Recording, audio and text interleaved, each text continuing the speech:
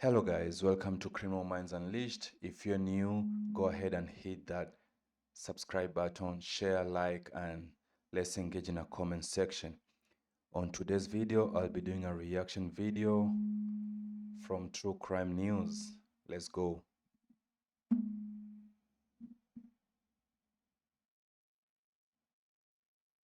Deer season in rural Springfield, Illinois, and someone has made a killing. A couple gentlemen who live out in the eastern part of the county. One was driving home, saw something laying in a creek area off the side of a road.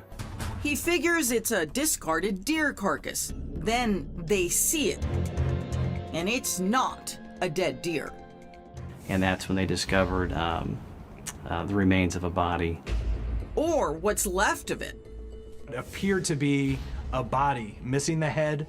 Horrified, the men call 911. It's very graphic. When I, along with other detectives, walked up, it was the decapitated body. So literally, these guys were out hunting and they came across something that looked like a deer that was maybe hit by a car or something, and only to walk closer and find out that was a human being. So literally someone killed somebody and came and dumped him or her in the woods. That's very scary. And the body also didn't have arms or legs, so someone had cut the head, the arms, and the legs off this person. We had no... That's so gruesome. Like how do you end up cutting somebody's hands and legs? Like, what kind of crime did this person commit to go through all that torture? Like, fingerprints, we had no face, and no way to actually do any tests. Detectives on scene scour the area for any signs of the man's identity. Then they spot something on a nearby guardrail. you could see what appeared to be a substance consistent with blood, where something was drug over the railing. And the clues don't stop there. It appears someone tried to wipe the blood off the guardrail. There was napkins. And mixed within the bloody napkins on the ground, We found a receipt. I mean, you can tell all these, whoever who committed this crime tried doing everything in a hurry, because I don't think this was planned, but the guy was just trying to run away from being caught or any evidence. But as you know, they'll always leave evidence behind. Just feet away from the body. Got with their loss prevention people, tracked down the purchase time, date, got the register. cops pull the store surveillance video and zero in on the purchase time on the receipt. That's when they spot the mystery buyer making a purchase. But it was a female. See, I don't understand, like, how stupid are people? Like, you go ahead and commit your crime, and as we all know, if you don't want to be caught, that means you have to hide all, clean up your mess. But at this moment, you clean up everything, and only one single little evidence that's left behind that's gonna crack the entire case. Female purchasing a Sawzall at basically midnight. Buying a Sawzall in the middle of the night, it's a little bit unusual. Cops pull the woman's credit card information, and the secret shopper is secret no more. Her name, Watasha Dent McCaster. but police are surprised. Wow, this is very surprising. Like I wasn't assuming this was a woman who killed somebody, and not just killing, like cutting somebody's hand and legs, and I wasn't expecting this to come from her. But I mean, you can't be assuming things nowadays. By what they learn about McCaster. Was a student at a local college and had no criminal history, recently moved to the area. In fact, the 22-year-old was an honor student at her high school and regularly attended church. Never heard a bad thing about her either. Just the all-American kid. But investigators place the college student under round-the-clock surveillance, especially eyeing something routine as taking the trash out. After she deposited on the curb, Cops move in right away and secretly seize her garbage. she tore up the floor tile. So again, an odd thing to find in trash. Then alarm bells go off. One bag doesn't appear to be garbage at all. It's full of men's clothing. When we started seeing soldiers' uniforms, we knew that there was someone that could have been living there with her. But who? It's a short-lived question after I mean, why is she dumping all the clothes? Like, what does the clothes has to do with whatever crime he committed? Because at this moment, now that the cops are like really spying on her, I feel like we'll be getting more evidence here. investigators discover an identification card mixed in with the uniforms. Norman McCaster was a citizen of Sangamon County. He was involved in the Illinois National. Wow, this is so sad, man. I mean, thanks for serving, but literally, like, what really happened here? Because you could tell, like, there's something really happened that triggered the wife to end up doing what she did. Guard and a great member of this community. And there's something else about this National Guardsman. Norman is Watasha's husband. Had recently moved to Springfield, Illinois with his wife, Watasha Dent McCaster. Detectives place a call to the Illinois National Guard. I mean, I'm already suspecting something, and maybe this is something to do with fraud, because this is not the first time I've had a service member being killed, because people usually assume because this kind of a person has a life insurance, so anytime he dies, the money is gonna go to the wife. So They are informed that Norman was a no-show at a recent mandatory drill. Cops decide it's time to have a chat with his young wife. She invited us into her house, was very genuine, sweet, asked us if we wanted something to drink. Watasha tells police their marriage has been on the rocks due to his drug addiction. She told us that he left with some druggies from St. Louis. We asked her what kind of car. She didn't know. I remember specifically asking her, what did he have when he left? She said just the clothes on his back. But when detectives talk to Norman's dad, he's in total shock. He tells police his son doesn't do drugs, and what's more, he has no idea his son is even missing. So you're telling me my son ran off. So you must don't know my son and the relationship that me and him had. He's not gonna run off. Turns out, after Norman disappeared, Watasha didn't tell his family or police. She didn't report her husband missing. yeah, I mean, that's a red flag. I mean, if your husband goes missing, you're supposed to report as soon as possible. But the moment that she didn't report to the family, she didn't report to the police, that's already a red flag. With growing suspicions, investigators contact the Illinois National Guard and make a very specific request, asking for a sample of Norman's DNA to compare it to the mutilated remains found in the woods. Since he was in the National Guard, there is a DNA sample that is kept at Dover Air Force Base in Delaware. So through the work of the Illinois State Police, taking a DNA sample from the torso, matching that up with DNA from Dover Air Force Base in Delaware. And the results? It was a match. If we would tip our hand, it could blow the whole investigation. Wow. Did you guys just see the kind of technology that, I mean, it didn't even take time to just find out that it's in real him that who got murdered. But I mean, it's so nice that we have all these technologies, but at the same time, it's sad that we have to use them to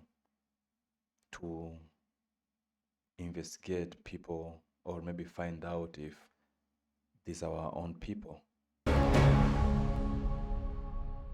18 hours after a body is found in the woods by hunters, detectives have a DNA match between the torso and the missing soldier.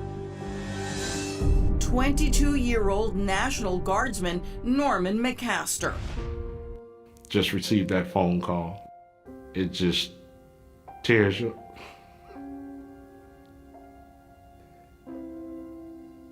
It just tears you apart.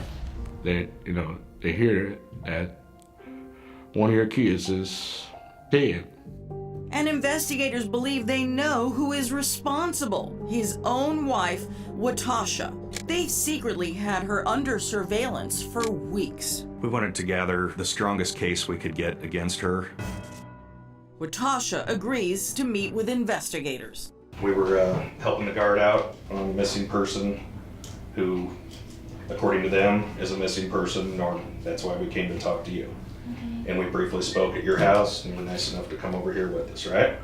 Detectives ask Watasha about her relationship with her husband. She paints a picture of estrangement and abuse, starting with an argument over Norman watching porn. I mean, I really don't want to judge about people's affair, but I feel like if your husband, if your wife is abusive, I mean, just walk away. Just walk away, because most of the time people keep staying, and these are this is the end results of domestic assault. Like, you don't have to stay, because most of the time if you stay, it's gonna end up in death, and you don't want to go to jail for something you could have walked away from. It just threw me into the wall, and I got so nervous because, that's my husband, Right. and he never put his hands on me like that. How long ago was that? That was about maybe 2 months ago. Then detectives recall something odd they noticed at her house during their initial conversation with the young woman. There was a calendar on the wall in the kitchen with the anniversary date all blacked out. Their 2-year anniversary was coming up, and Norman McCaster was not going to make that 2-year anniversary, and she was going to make sure of it. You said your anniversary was Monday. I can't remember when you said it was. So it's on the 6th. One thing I like about the detective is they just don't assume, like, every single tiny piece.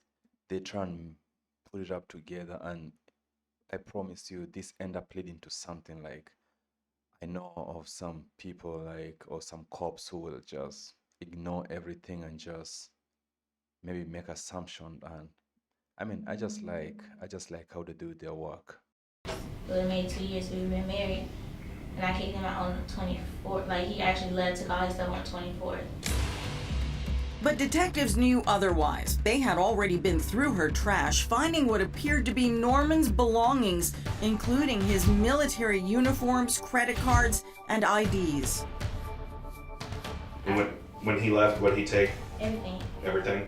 You told us at your house that he left with nothing but the clothes on his back. I mean, that's already enough evidence. Like, why are you destroying your husband's possession if you didn't do anything bad to him? Because if he was lost, I mean, who does that knowing that my husband is gonna come back? And then why are you destroying his stuff? He got everything. Did he? Yeah. I didn't keep anything. I don't want to keep anything. Well, you know why you didn't? You threw it all out in your garbage.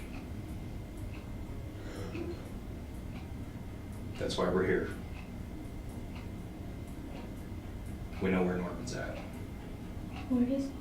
You know where Norman's at. No, I don't. If we haven't made ourselves clear, this is a homicide, okay? What's a homicide? Oh yeah, am I under arrest or something? Yeah. I mean, it's very surprising that she's acting like she doesn't know what she did. These officers are trying to tell her that they already know where the victim is, and she's really trying to pretend she doesn't know. And this happens a lot. Mostly she's about to start crying, and asking if she's gonna get arrested. You already know that this is a homicide interrogation, and there's no you're walking home.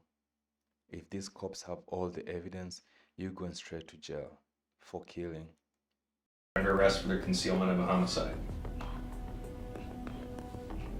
There's nothing more. What I'd like to do is get this straightened out, I okay? want a lawyer.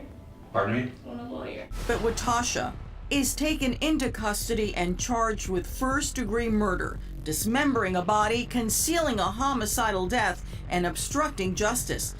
At trial, prosecutors reveal the results of a forensic computer search performed on her laptop. The computer searches, they all started around the beginning of June about how to kill your husband, how to kill a spouse and get away with it, and the list. That's so scary. Like, so all this time she has been planning on how she's gonna execute the plan. And as I said, I really thank the detectives for always not leaving any leaf unturned. Like, no one knew. People be searching things on their phone, on their laptops, but they don't know that your phone and your laptop can keep a lot of secret. And if you wanna get shocked, wait till you commit a crime and they subpoena your phone. That's when you'll know that that phone can make you get locked up. Goes on and on. And prosecutors are just getting started when they call their star witness, a student who attended college with her. He loaned a gun to Watasha. She then returned a day later, and it was missing 2 bullets. We believe that she shot Norman in the head with that gun. That's why his head was cut off with a reciprocating saw, and then his hands were cut off and his legs cut off. Either she thought that no fingerprints could be found, so they couldn't determine who, when the torso was found, who it was, or it made it easier because Norman weighed over 200 pounds. Police were never able to determine other locations where body parts may have been scattered. His head, his hands, his legs were never recovered. It's a devastating.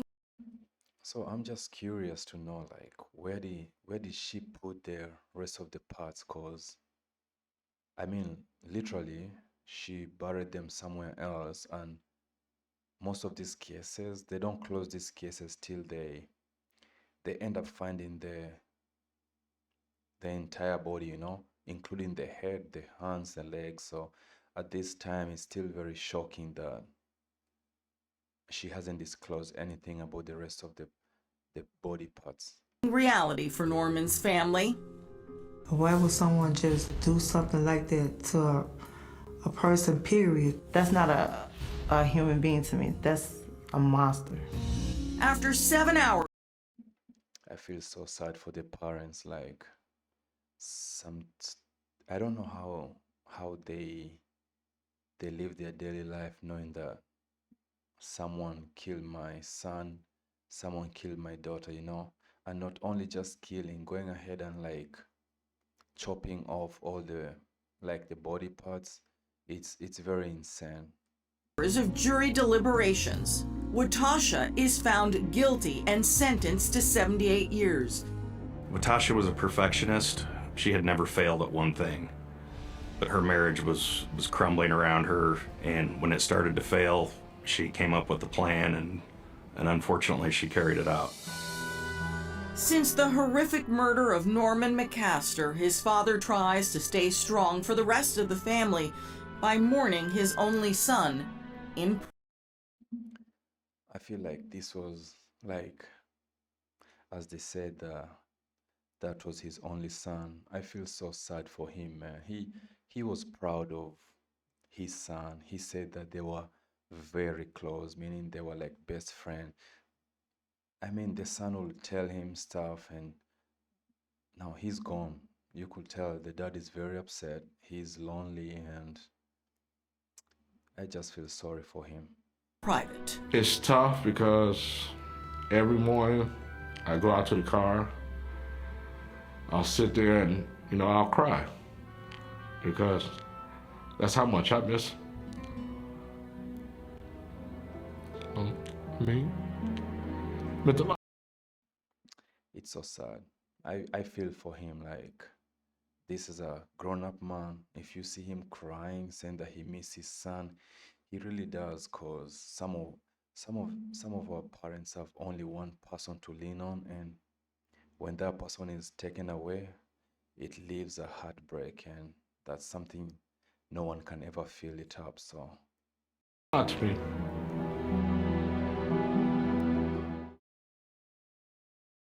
So guys, this is the end of that video for the reaction video. If you like it, go ahead and leave a comment on the comment section, and I'm giving credit to True Crime News. This is where the video was found. So guys, if you go and show them love, go ahead and subscribe to their channel. Go watch more crime videos. Till next time, I'll see you guys.